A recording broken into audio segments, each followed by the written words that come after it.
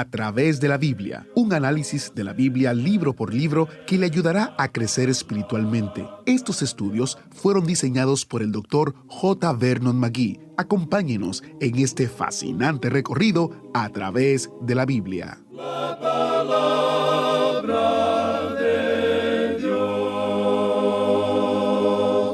Nínive fue una de las ciudades más grandes del mundo antiguo. De hecho, la Biblia dice que era una ciudad muy grande.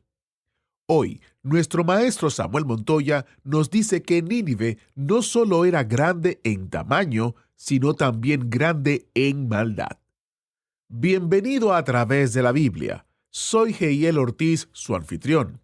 Si usted es nuevo en el autobús bíblico, quiero decirle lo contento que estamos de que usted se haya unido a nosotros y a la vez asegurarle que no importa dónde usted suba al autobús bíblico, si usted permanece con nosotros, en 5 años usted habrá recorrido toda la Biblia, desde Génesis hasta Apocalipsis. El Dr. McGee, autor de este estudio bíblico, lo diseñó para saltar de un lado a otro entre el Antiguo y el Nuevo Testamento, de modo que toda la historia de Dios se entrelace y que le ayude a comprender las Escrituras de una manera profunda, significativa y, lo más importante, integrada. Hoy estamos en el libro de Jonás en el Antiguo Testamento. Después de este programa, nos queda uno más en este corto libro y luego pasaremos al Nuevo Testamento, a la Carta Universal de Primera de Juan. Parte de lo que estudiaremos hoy se encuentra en el libro de Jonás, capítulo 3, versículo 9, donde leemos la petición que hace el rey a la ciudad de Nínive. Él dice: ¿Quién sabe si se volverá y se arrepentirá Dios, y se apartará del ardor de su ira, y no pereceremos? Interesante oración para un rey que no se caracterizaba por buscar a Dios. Hoy veremos cuál es la respuesta de Dios a la petición del rey y los ninivitas. Iniciemos nuestro tiempo en oración. Padre Celestial, es un gozo y un deleite para nosotros estudiar tu palabra. Te pedimos que abras nuestros oídos y nuestro entendimiento para poder aprender lo que tienes para nosotros en el día de hoy. Te lo pedimos en el nombre de Jesús. Amén. Continuamos hoy, amigo oyente, recorriendo el libro de Jonás.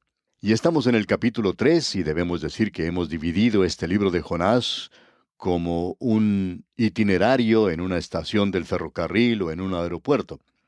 Y recuerda usted que decíamos al comienzo de este estudio del libro de Jonás que hay 3 cosas que siempre son de importancia en un itinerario. Y estas 3 cosas son el destino del tren o del avión, cuándo sale y cuándo llega.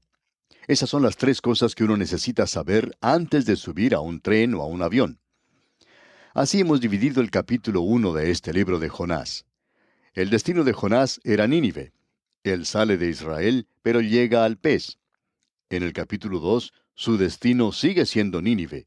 Sale del pez y llega a tierra seca. Luego, en el capítulo 3, él sale de ese punto en la tierra firme. Su destino todavía es Nínive, y entonces llega a Nínive. Él se demoró 3 capítulos para llegar allí. Tuvo que tomar un desvío por medio de un pez, pero logró llegar. Ese era el lugar donde cambió de dirección. Ese pez le hizo cambiar de dirección y le dirigió en la dirección correcta. Ahora ya hemos visto que este capítulo 3 de Jonás es un capítulo muy destacado en muchas maneras. Él registra en realidad uno de los eventos más grandes que han tenido lugar hasta ahora en la historia del mundo. No hay nada que se le parezca. Como vimos en nuestro encuentro anterior, aquí tenemos una ciudad entera que se vuelve a Dios y nadie ha visto eso nunca, antes o después. El apóstol Pablo nunca permaneció en una ciudad hasta que todos se hubieran convertido. Él predicaba la palabra y luego seguía hacia la próxima ciudad. Y ninguno desde aquel día hasta el presente ha visto tal actuación del Espíritu de Dios como ocurrió en este lugar, en Nínive, hace ya tanto tiempo. Todo eso ocurrió antes de que llegara la iglesia a la tierra. Y el mayor movimiento del Espíritu de Dios tendrá también lugar más adelante, después que la iglesia haya dejado esta tierra. Si usted piensa hoy, y según nuestra opinión piensa falsamente, que su iglesia y su grupo en la iglesia son los únicos que Dios ha considerado, podemos indicarle que está equivocado. Dios tiene algo mucho más grande en mente. La iglesia va a ser la esposa de Cristo, y creemos que a través de la eternidad ocupará el lugar más cercano al Hijo de Dios. Pero amigo oyente, Dios ha tenido un propósito en mente antes de que la iglesia llegara aquí, y en realidad antes que el hombre mismo llegara a la tierra. Usted no se va a poner a pensar que Dios sencillamente estaba sentado sin hacer nada, esperando a que llegara el hombre. Según los evolucionistas, Dios tiene que haber estado esperando cansado ya para que el hombre se desarrollara. Sin embargo, existe una duda, como vimos en Abdías, de si el hombre se ha desarrollado mucho. El hombre puede ir más bajo aún que los animales. Por tanto, encontramos aquí que una ciudad entera ha oído la palabra de Dios y se ha vuelto a Dios. El método que utilizó Jonás es algo que enfatizamos en la oportunidad anterior, ya que la ciudad de Nínive era una ciudad muy grande, por cierto. No hay ninguna exageración cuando se habla del tamaño de esta ciudad. El hombre que escribió este libro ha estado en esa ciudad porque las excavaciones de ese lugar hoy revelan que allí hubo 3 ciudades en un lugar que era como un triángulo. Era la zona donde el gran río Sab, o el Alto Sab, desemboca en el río Tigris. Y en el lugar donde se encuentran estos dos ríos había una ciudad. Esa era la ciudad de Cala.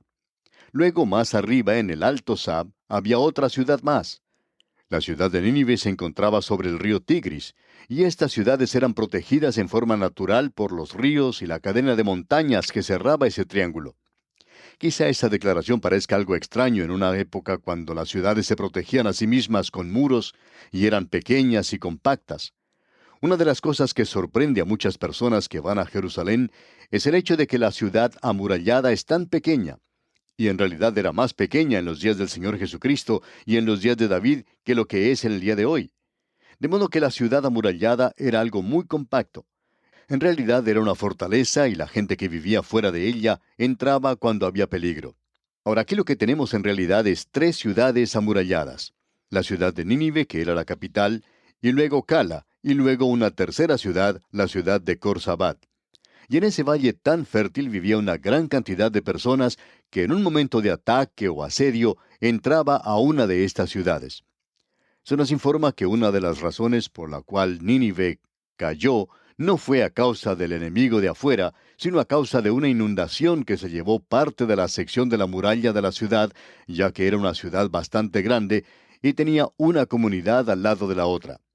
Jonás pues entró a la ciudad después de 2 días. Él se demoró 2 días para cruzar la ciudad y llevar ese mensaje. Él no utilizó ninguno de los métodos o las tácticas modernas. Él no utilizó ninguna de las artimañas que hay en el día de hoy. Él no llevó a personas famosas. No llevó consigo a ningún cantante. Él no entretuvo a la multitud. Ese no era su método. El método que él utilizó fue el decir que él era un hombre que venía de entre los muertos. Y creemos que eso era algo bastante espectacular y que atraía a la gente. Cuando un hombre ha pasado 3 días y 3 noches dentro de un pez, su apariencia no es la misma que la que era cuando él entró a ese pez. Aún así, este hombre fue capaz de traer un mensaje a esa ciudad. Una de las cosas más extrañas que sucedió allí es que nosotros no creemos que Jonás tuviera demasiado entusiasmo. Él no sentía ningún entusiasmo, y eso probablemente vamos a verlo hoy. Debemos destacar otra vez que toda la ciudad se arrepintió y se volvió a Dios. Eso es algo muy destacado, por cierto. En realidad, eso era algo muy sorprendente. Se nos dice que desde el rey hasta la persona más humilde, todos se volvieron al Señor y clamaron a Dios. Ellos creyeron a Dios. ¡Qué época, qué momento más glorioso y maravilloso fue ese!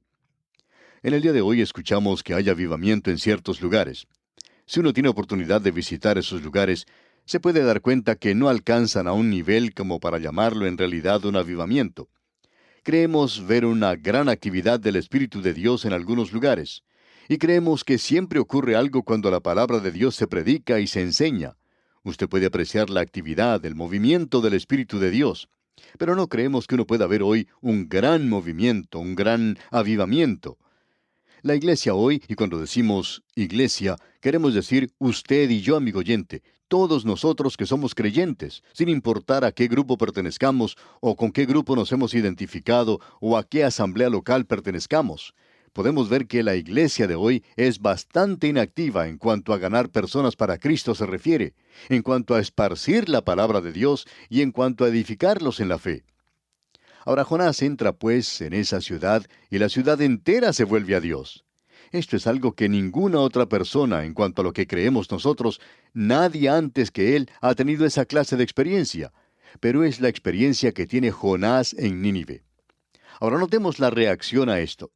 La ciudad se vuelve a Dios, cree a Dios, y el rey hace una proclama y en los versículos 9 y 10 nos dice: ¿Quién sabe si se volverá y se arrepentirá Dios y se apartará del ardor de su ira y no pereceremos? Y vio Dios lo que hicieron, que se convirtieron de su mal camino, y se arrepintió del mal que había dicho que les haría, y no lo hizo.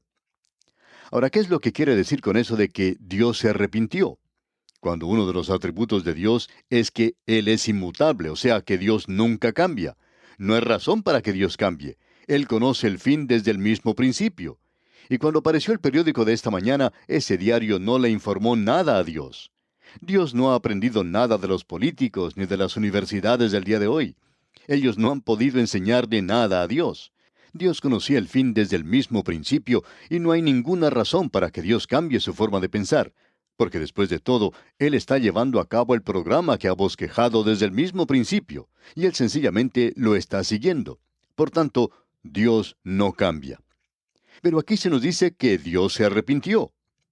Esperamos, amigo oyente, que usted nos escuche por algunos instantes y nos escuche con suma atención. Hay algunas expresiones utilizadas en la palabra de Dios que se llaman antropomorfismos.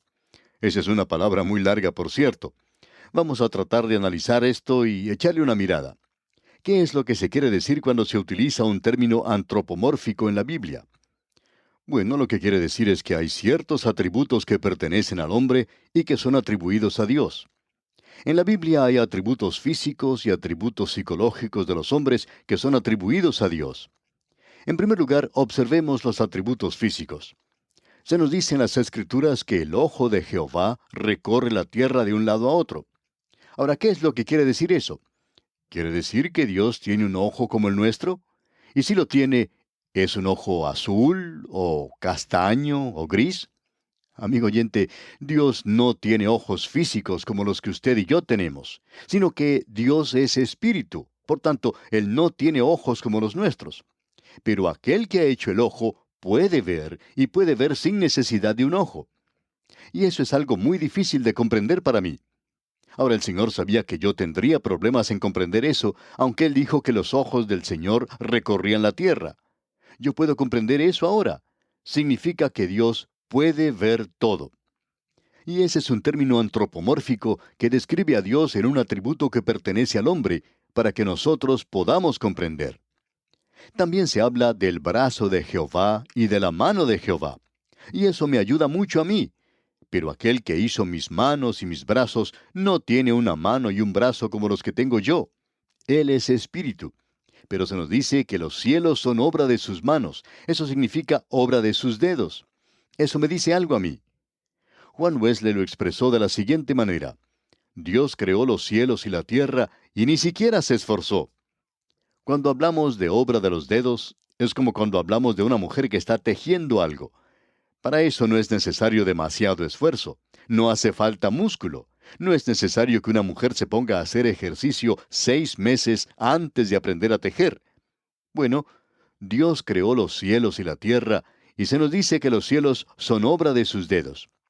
Pero cuando uno comienza a hablar en cuanto a la salvación y redención de Dios, Isaías dice: ¿y sobre quién se ha manifestado el brazo de Jehová? Y yo puedo comprender ahora lo que no podía comprender antes, que le costó a Dios más y que fue algo más difícil para Él el redimir al hombre que el crear el universo. Así es que aquí tenemos estos antropomorfismos. También tenemos ciertas expresiones o términos psicológicos. Se nos habla, por ejemplo, de la ira de Jehová. ¿Se enoja Dios? Por cierto que se enoja. Él dice que siempre tiene enojo con los malvados. Dios puede enojarse, pero su enojo no es como el suyo o como el mío, amigo oyente. Yo me enojo con alguna persona que habla mal de mí, pero Dios no se preocupa con eso. Él no demuestra mal humor o irritabilidad. El enojo de Dios es un enojo contra la maldad y el pecado. Y luego debemos decir que Dios ama. Y podemos comprender eso. En realidad, Dios toma una actitud, una relación muy humana, el amor de un hombre por una mujer. Usted puede encontrar eso expresado en el pequeño libro de Ruth. Y eso es expresado una y otra vez. La iglesia es llamada la novia de Cristo. Eso nos dice algo. Nos dice algo del amor de Dios. Dios le ama y usted no puede evitar que Él le ame, amigo oyente. Pero ahora, aquí tenemos algo diferente. Dios se arrepiente. Eso indica que Él ha cambiado su forma de pensar. Eso es lo que significa cuando se aplica a mi persona, digamos. Cuando yo me arrepiento, indico que he cambiado mi forma de pensar. Hice algo que estaba mal, ahora veo que estaba mal, entonces me vuelvo de esto y voy a Dios y le pido perdón. He vuelto al lado de Dios. Eso es lo que significa el confesar sus pecados. Usted viene y se pone de acuerdo con Dios en cuanto a eso. Ahora, ¿se arrepiente Dios de esa manera? ¿Cambia Él su forma de pensar así y dice, yo me equivoqué aquí, no debía haber destruido a Nínive? No, amigo oyente. Hay algunas cosas que debemos notar aquí. La ciudad de Nínive tenía dos opciones cuando Jonás entró a la ciudad. Ellos podían rechazar el mensaje de Dios, podían ignorarlo y podían dejar de prestarle atención. Pero si ellos hacían eso, entonces iban a ser destruidos. Dios nunca cambió eso. Pero ellos podían aceptar el mensaje de Dios. Ellos podían volverse a Dios, que fue lo que hicieron, y entonces Dios podría librarles y salvarles. Dios es inmutable, Él nunca cambia. Su palabra es rechazada cuando la gente se aparta de Él y entonces están perdidos. Pero cuando ellos se vuelven a Él, Él siempre los salva sin cuidado de quiénes son ellos. Por tanto, ¿quién fue el que cambió? ¿Cambió Dios? No, amigo oyente, parecería que sí ha sido así. Jonás había dicho, en 40 días esta ciudad va a ser destruida. Dios los va a destruir, pero Dios no la destruyó. ¿Acaso es que Dios rompió su palabra? No, amigo oyente, Dios es el mismo ayer y hoy y para siempre.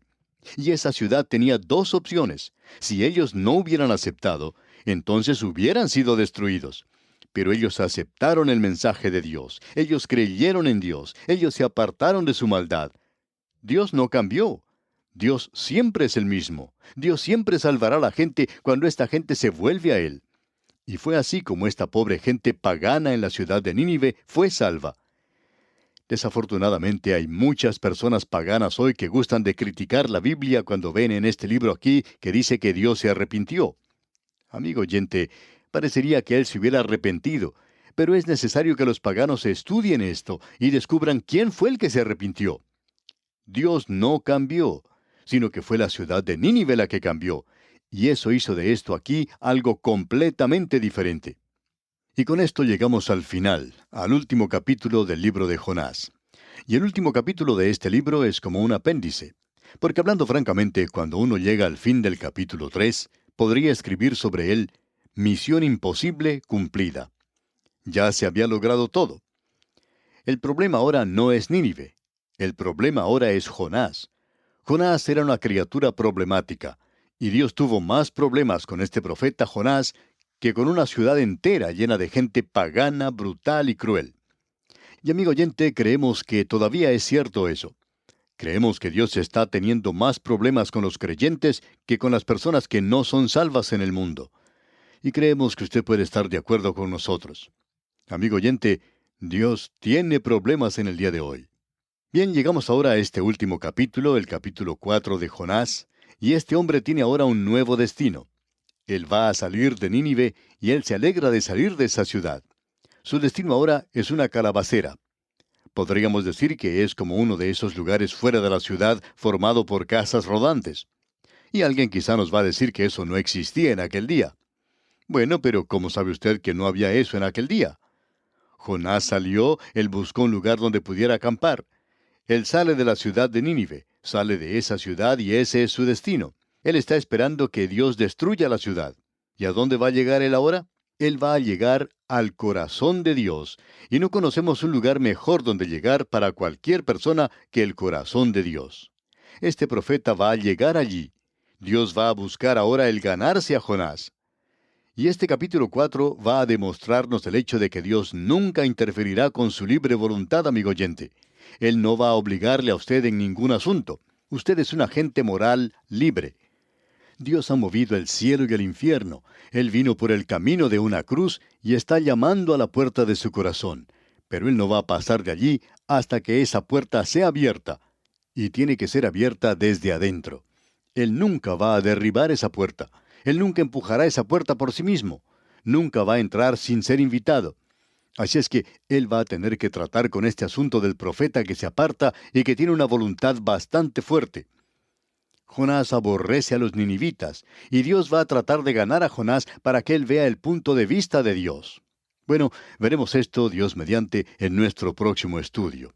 Mientras tanto, le sugerimos, amigo oyente, que lea todo el capítulo 4, el último capítulo de este libro de Jonás, para estar familiarizado con lo que estudiaremos en nuestro próximo programa. Es nuestra oración que el estudio de este libro le depare incontables bendiciones del Señor.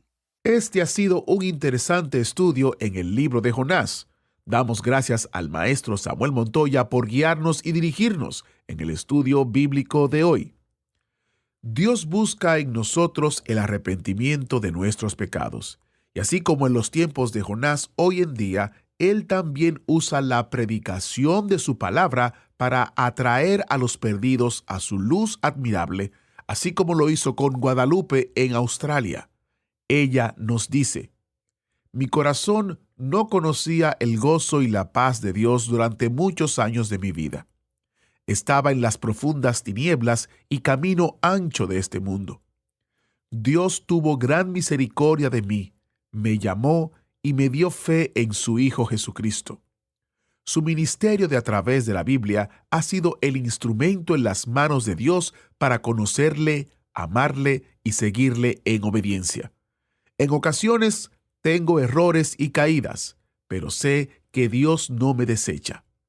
Agradezco a Dios por todos ustedes, mis hermanos, con un abrazo en Cristo, mencionándoles en mis oraciones. Muchas gracias, Guadalupe, por compartir con nosotros lo que Dios ha hecho en tu vida a través del estudio de la Biblia. Para nosotros es un privilegio ser un instrumento de Dios para llevar la palabra entera al mundo entero. Si usted quiere volver a escuchar este programa o quiere volver a escuchar otro programa, le invito a que visite a través de la biblia.org/escuchar. A través de la biblia.org/escuchar, donde usted encontrará todos los enlaces a las diferentes plataformas donde puede escuchar y volver a escuchar el programa. Por ejemplo, tenemos enlace a Spotify, tenemos enlace a YouTube, tenemos enlace a nuestra aplicación, enlace al sitio multilingüe, en fin, todas las maneras en las cuales usted puede volver a escuchar el programa o compartir el programa con otros. A través de la biblia.org/escuchar. A través de la biblia.org/escuchar. ¿Fue de ayuda para usted el estudio de hoy? ¿Desea enviarnos algún comentario de lo que ha estado escuchando? Entonces escríbanos, no espere más. Nuestro correo electrónico es atv@transmundial.org. atv@transmundial.org. Si desea recibir las notas y bosquejos de lo que estamos estudiando, suscríbase gratis en nuestra página en internet, a través de la Biblia.org/notas, a través de la Biblia.org/notas.